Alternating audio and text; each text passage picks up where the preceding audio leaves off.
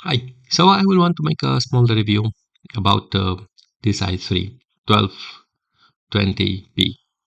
And I would say this is an ideal M1 replacement, especially if you are a student or a coder and you don't need a dedicated graphics card.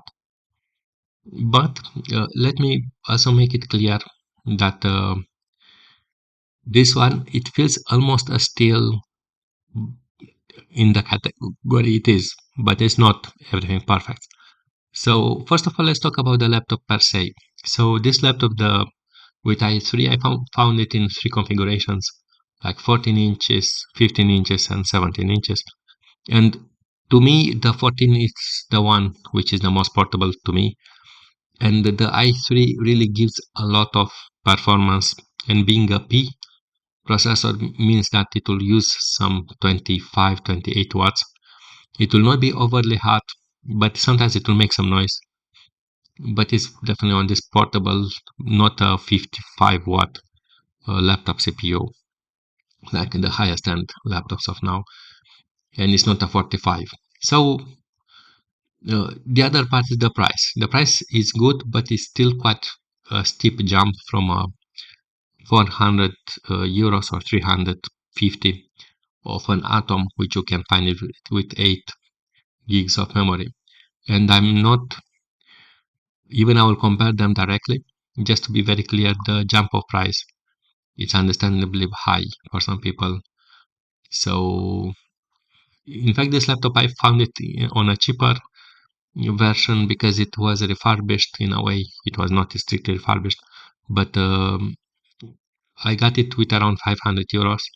But at least when, at least few months ago, you could find it more or less on the 600. It definitely feels more premium in everything. It looks from the screen to colors with to the touch to the plastics, but it's still plastics. The keyboard, it looks a bit cheap. It's not that amazing. At least on the maybe it is a premium keyboard. It doesn't feel like a premium keyboard. And I'm not a mechanical specialist. I really like it has no bloatware. It has Windows S, which looks like the target would be a student or things like that, meaning that you'll have to enable Windows Home out of it to install other programs if you do, which I did. The other part which I really think it was really bad, it was that it has a solder slot.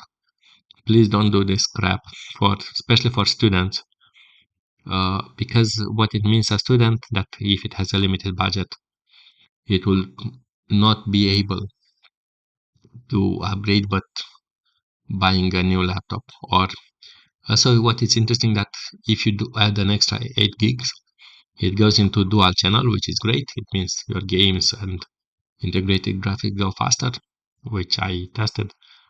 But if you put a 16 gig, you'll decrease the performance, you'll remove the dual channel. And also I noticed, but maybe it's just a trend, is that this i3, it's really a fantastic processor, in my honest view. And at least in some compute, it goes like a H processor, like a 8 core 5800H, at least in my testing, in my tests. But it was never found with a dedicated graphics. And I really think, at least on a 17-inch model, it could work with a 4050 or something like that. Just a dedicated graphic card, even an Intel one, just to make it clear.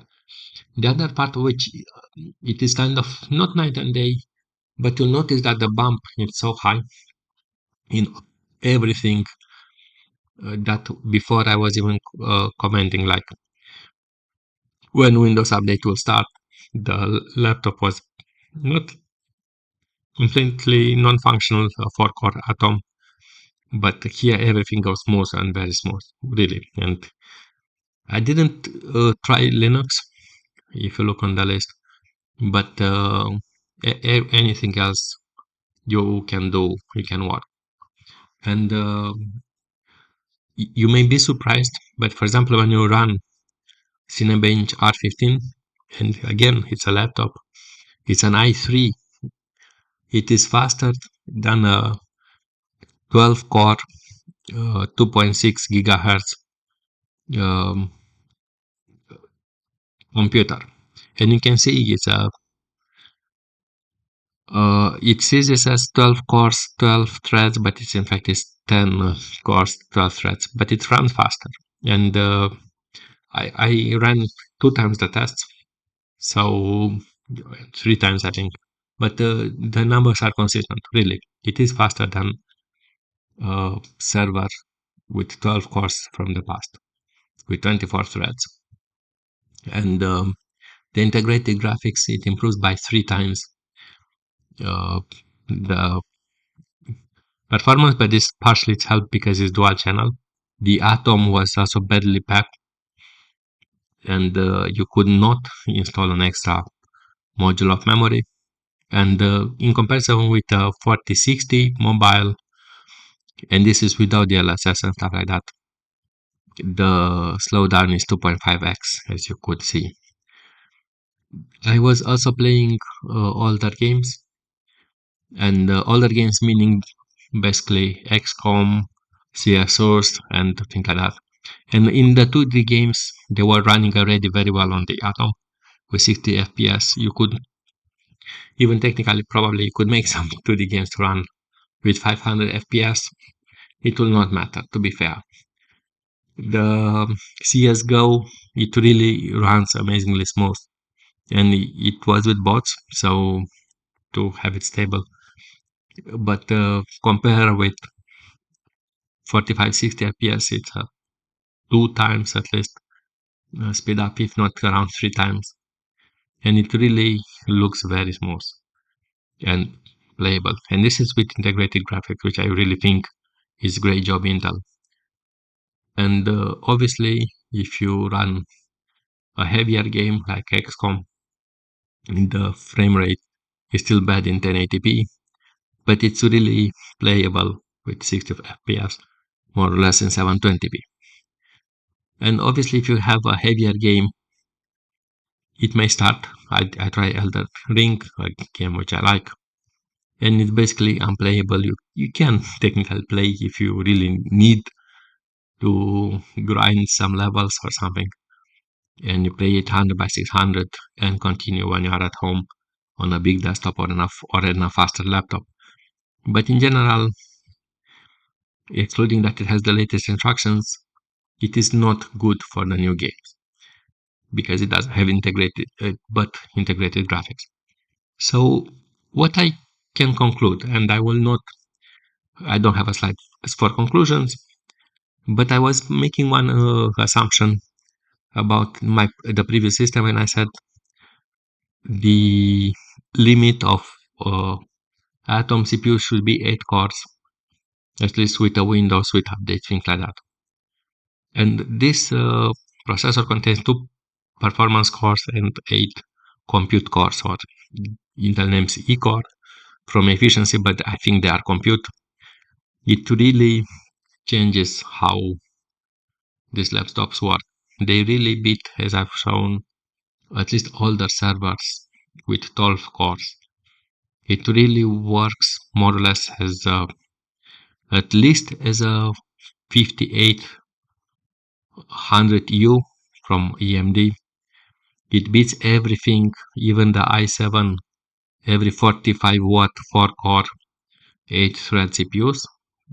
I mean, maybe there is one benchmark that is not true, but in all practical terms, it works really amazing. And to me, the single annoyance I would say for customers is just that at least I could not find any model of a laptop without integrated graphics. So some people may think these i3 systems are bad because the games run slow, but the processor is very amazing. You can really do games, you can code them. Obviously, if you'll code them in a lower resolution. But even the DirectX 12 is supported as Elder Ring runs, and I think that's it. We can wrap it up. I hope you like this kind of review, and when I can, I do some computing analysis. Thank you. See you next time.